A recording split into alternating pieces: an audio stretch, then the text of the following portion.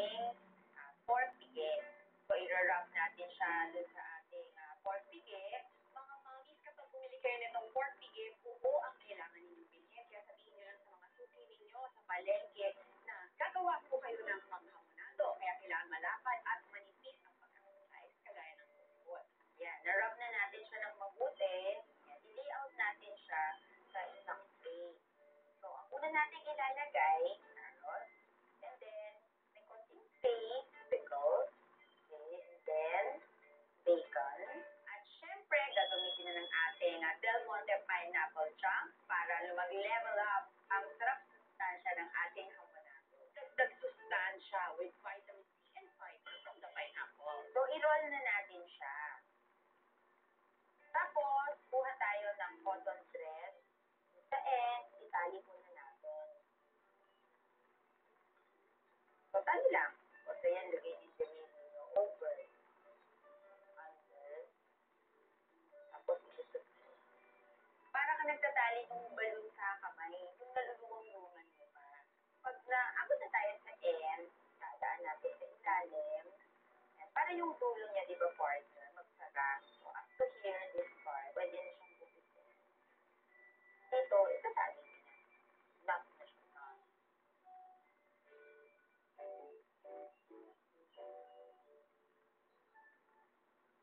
Lagyan na natin sa ating container.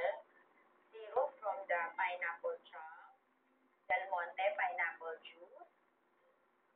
Saka of course, syempre yung mga nag-drip kanina, diba? Ito yung mga matatamis. Kaya nga siya hamonado.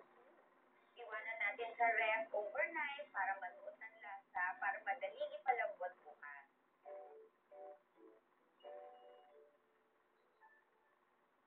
So, ito na ang ating nalagay sa ref overnight. The-drain natin siya ngayon, tapos ipapa-brown natin sa ating pan.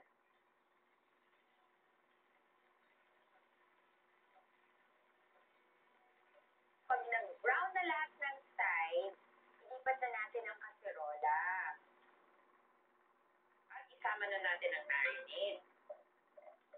At i-simmer natin to ng 45 minutes or hanggang maging tender. And don't forget to turn the meat occasionally. Partner, mukhang tender ng ating meat, kaya tanggalin na natin siya dyan. Yan. Tapos itong broth, tuloy-tuloy natin siyang ipapakulo, di ba, partner? So, i-add na natin yung ating cornstarch na dissolved sa water. Yan, i-stir natin hanggang ma-achieve natin ang ating desired thickness. Okay, so bago i-serve, putulin natin ang tali at isay.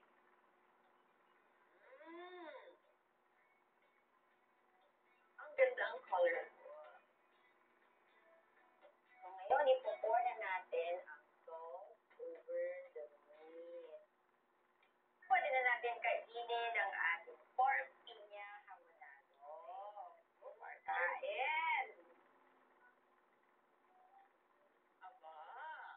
Masarap ka, ha? Gusto ko yung tamis at asin na binibigay ng pinya doon sa meat. Kaya pala ito yung favorite ng karamihan sa mga members natin, di ba? Mga Kachenomics, if you want the recipe,